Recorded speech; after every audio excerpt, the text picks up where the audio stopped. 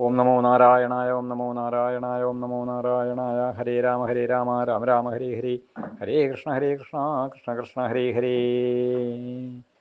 കൃഷ്ണായ വാസുദേവായ ദേവകീ നന്ദനായ ച നന്ദഗോപകുമാരായ ഗോവിന്ദായ നമോ നമഃ.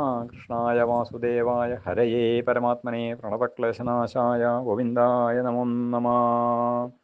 ഹരേ രാമ രാമ രാമ ഹരേ ഹരേ. ഹരേ കൃഷ്ണ കൃഷ്ണ കൃഷ്ണ ഹരേ ഹരേ. എല്ലാവർക്കും നമസ്കാരം. ഇന്ന് മഹാഭാരതത്തിൻ്റെ ഇന്നത്തെ വിവരിക്കേണ്ടത് സർപ്പങ്ങളുടെ നാമപ്രകടങ്ങളും അനന്തൻ്റെ തപസ്സും എന്നുള്ള ഭാഗമാണ്. രണ്ട് കാര്യങ്ങളാണ് ഇവിടെ വിവരിക്കേണ്ടതായിട്ടുള്ളത്. മഹാഭാരതത്തിലെ ആസ്തികം എന്ന ഭാഗത്താണ്, അധ്യായത്തിലാണ് ഇതുള്ള 18 പർവ്വങ്ങൾക്ക് പുറമേയുള്ള 2 ഭാഗങ്ങളാണ് പൗലോമവും ആസ്തികവും. തുടക്കത്തിൽ സർപ്പങ്ങളുടെ നേരത്തെ വിവരിച്ചിട്ടുണ്ടാകുന്ന വിനിത കദ്രുവിൻ്റെ മക്കളായിരുന്നു.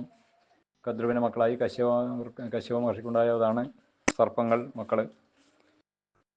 പക്ഷേ ആയിരത്തിലധികം ഇവരുണ്ട്, 1000-ഓളം ഉണ്ട് സർപ്പങ്ങൾ.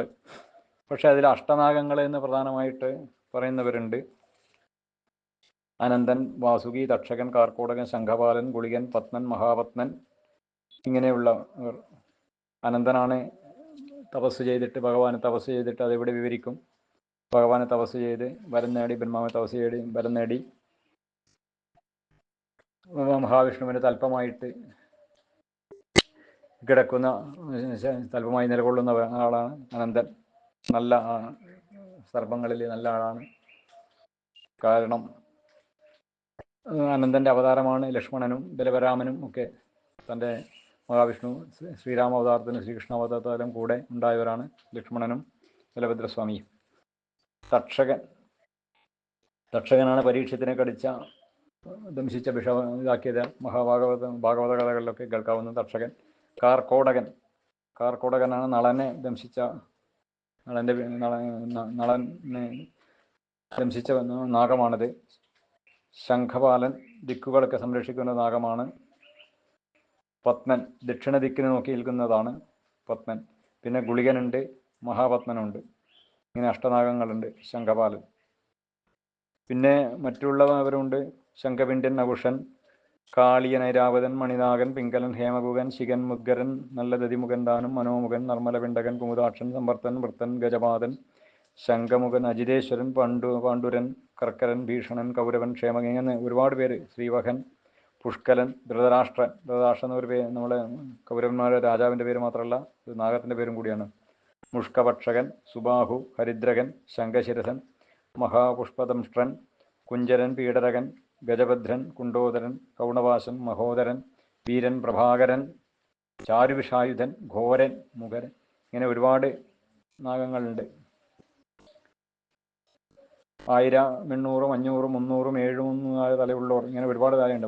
അനന്തൻ 1000 തലയാണ്. 1000 ശിരസ്സുള്ളൊരു ആനന്ദൻ നമ്മൾ മുമ്പേ കേട്ടിട്ടില്ലേ. കദ്രുവിൻ്റെ മക്കളാണ്. പക്ഷേ കദ്രു ഒരു കള്ളത്തരം ചെയ്യാൻ പറഞ്ഞപ്പോൾ അനുസരിക്കാത്തവരാണ് അനന്തനൊക്കെ. വിനതയെ ദാസിയാക്കാൻ വേണ്ടി ഉച്ചൈശ്രവസ് എന്ന കുതിരയുടെ വാലിൽ തൂങ്ങിക്കിടക്കണം, കറുപ്പ് നിറം വരുത്തണം എന്നൊക്കെ പറഞ്ഞപ്പോൾ കുറേ മക്കൾ ഇതായി മറ്റുള്ളവരെ ശപിച്ചു എന്ന് പറയുന്നതുണ്ട്. അഗ്നിയിൽ വീണ് മരിക്കട്ടെ. അതാണ് ജനമേജയൻ പരീക്ഷിത്തിന് മഹാരാജാവിൻ്റെ മരണശേഷം ഇവിടെ പുത്രനായ ജനമേജയൻ സർപ്പസത്രം നടത്തി അഗ്നിയിൽ ഹോമിക്കാൻ വേണ്ടി ഉദംഗ മഹർഷിയുടെ നിർദ്ദേശപ്രകാരം സർപ്പസത്രം നടത്തിയത് മുമ്പേ കേട്ടിട്ടുണ്ടാവും. അതിൽ വീണ് മരിക്കാനാണ് കുറേ പേർക്ക് യോഗം ഉണ്ടായത്. സ്വന്തം അമ്മയായ കദ്രു അധർമ്മം പ്രവർത്തിക്കാനാണ് പറഞ്ഞതെങ്കിൽ കൂടി അത് കേൾക്കാത്തത് കൊണ്ടുള്ള ശപിച്ചു മക്കളെ, അഗ്നിയിൽ വീണ് മരിക്കട്ടെ എന്ന്. പക്ഷേ അനന്തൻ വളരെ ധർമ്മിഷ്ഠനായതുകൊണ്ട് തപസ് ചെയ്ത് ഭഗവാന്റെ തൽപ്പമായിട്ട് മാറി. അത് ഒരുപാട് നാഗങ്ങൾ വീണ് മരിച്ചു. പിന്നെ അനന്തൻ തപസ് ചെയ്യാനാണ് പോയത്. ഇങ്ങനെയുള്ള അധർമ്മ പ്രവൃത്തികളൊക്കെ കണ്ടുപിടിച്ച് മതിയായി. തൻ്റെ ജ്യേഷ്ഠന്മാരുടെ സഹോദരന്മാരും അമ്മയും ഒക്കെ ചെയ്യുന്ന വൃത്തികേടുകൾ, അധർമ്മ പ്രവൃത്തികൾ, നല്ല മാതാവായ വിനിത മാതാവിനെ ദ്രോഹിക്കുന്നതൊക്കെ കണ്ട് എപ്പോഴും മനസ്സിന് പ്രയാസം തോന്നി. തപസ് ചെയ്തു. നല്ല പുണ്യസ്ഥലങ്ങളിൽ പോയിട്ട് ബദ്രാശ്രമത്തിൽ പോയി തപസ് ചെയ്തു. പിന്നെ ഗോകർണത്ത് പോയി പുഷ്കരാണ്യം പ്രവേശിച്ചു. ഹിമാചലത്തിലും അങ്ങനെ പല സ്ഥലങ്ങളിലും നല്ല നല്ല പുണ്യസ്ഥലങ്ങളിൽ പോയി തപസ് ചെയ്ത് അവസാനം ബ്രഹ്മാവ് പ്രത്യക്ഷപ്പെട്ടു. ബ്രഹ്മാവിനോട് പറഞ്ഞു, വൈരം ഞാൻ വിനതയോടും ഗുരുദാത്മനും അമ്മക്കുണ്ട്, ബ്രാഹ്ജനങ്ങൾക്ക് എല്ലാവർക്കും അവരോട് വിനതയോട് വൈരമുണ്ട്, അതിലൊന്നും എനിക്ക് വല്ലാത്ത സഹിക്കുന്നില്ല എൻ്റെ തപസ്സിന് വന്നത്. അപ്പോഴതിന് ബ്രഹ്മാവ് വരം കൊടുത്തു, നീ നല്ലതായിട്ട് വരും, നല്ല ആളായിട്ട് വരും, വളർന്നു വരും. നല്ല മഹാവിഷ്ണുവിൻ്റെ ഗരുഡൻ്റെ ഇവരുടെ ശത്രുവാണല്ലോ ഗരുഡൻ. പക്ഷീന്ദ്രൻ്റെ കൂടെ തന്നെ നീയും ഒന്നിച്ചിരിക്കണം. അത് നമുക്ക് കാണാം. മഹാവിഷ്ണുവിൻ്റെ കൂടെ തന്നെ ഒരു ഭാഗത്ത് ഗരുഡൻ ഉണ്ടാവും, തൽപ്പമായിട്ട് അനന്തനുണ്ടാവും, മഹാലക്ഷ്മി ഉണ്ടാവും കാൽക്കൽ. ഇതൊക്കെ നമുക്ക് മഹാവിഷ്ണുവിൻ്റെയും അനന്ത പാലാഴിയിലെ വള്ളി കൊള്ളുന്ന ഭഗവാന്റെ രൂപത്തിൽ നമുക്ക് ദർശിക്കാൻ പറ്റുന്നതാണ്. ഇങ്ങനെ ബ്രഹ്മാവ് തപസ് ചെയ്തു. നിന്നെ ഭഗവാൻ വിളിക്കും, മഹാവിഷ്ണു തന്നെ വിളിക്കും. അവിടെ പോയിട്ട് അദ്ദേഹത്തിൻ്റെ തൽപ്പമായിരിക്കണം എന്ന് പറഞ്ഞ് അനുഗ്രഹിച്ചു. എൻ്റെ ലോകം മുഴുവൻ നശിച്ചാലും നീ എവിടെ ഉണ്ടാവും എന്നുള്ള പറഞ്ഞു. 1000 തപസ്സുള്ളവർ 1000 ശിരസ്സുള്ളൊരു അനന്തൻ എന്ന് പറയുന്നത് ഭൂമിയെ മുഴുവൻ, ലോകത്തെ മുഴുവൻ താങ്ങി നിർത്തുന്നതാണ്. മഹാവിഷ്ണുവാന പ്രപഞ്ചം. ഈ പ്രപഞ്ചത്തെ താങ്ങി നിർത്തുവാനുള്ള ശക്തി അനന്തനുണ്ട്. 1000 തലകളും ശിരസ്സുകളുമുണ്ട്, താങ്ങി നിർത്തുന്നുണ്ട്. നമ്മൾ ലക്ഷ്മണാവതാരത്തിലും ബലരാമൻ്റെ അവതാരത്തിലൊക്കെ കാണാവുന്നതാണ് ഭഗവാന്റെ ശക്തികൾ. ലക്ഷ്മണൻ 14 വർഷം ഭക്ഷണം ഉറക്കം ഉപേക്ഷിച്ചാണ് ശ്രീരാമനെ സേവിച്ചത്.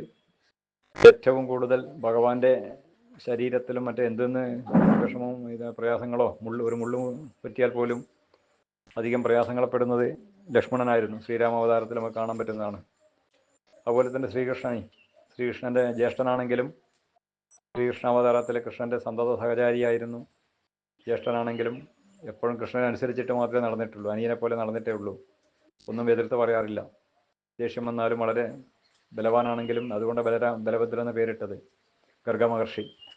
പക്ഷെ ബലരാമൻ എന്നും ശ്രീകൃഷ്ണൻ്റെ അനുസരിച്ചിട്ടേ ഉള്ളൂ. പലപ്പോഴും പറഞ്ഞിട്ടുണ്ട്, ഞാൻ ഒരിക്കലും ശ്രീകൃഷ്ണനോട് തർക്കിക്കില്ല, അനിയനോട് തർക്കിക്കില്ല എന്ന് പലപ്പോഴും പറഞ്ഞായിട്ട് നമുക്ക് ഭാഗവതത്തിൽ തന്നെ കാണാൻ പറ്റും. ഇങ്ങനെയുള്ള സർപ്പങ്ങളുടെയും അനന്തൻ്റെയും പേരും പ്രകൃതവും അതുപോലെ തന്നെ അനന്തൻ്റെ തപസ്സുമാണ് ഇന്നത്തെ ഇവിടെ വിവരിച്ചത്. എല്ലാവർക്കും ഭഗവാന്റെ അനുഗ്രഹം ഉണ്ടാവട്ടെ എന്ന് പ്രാർത്ഥിക്കുകയാണ്.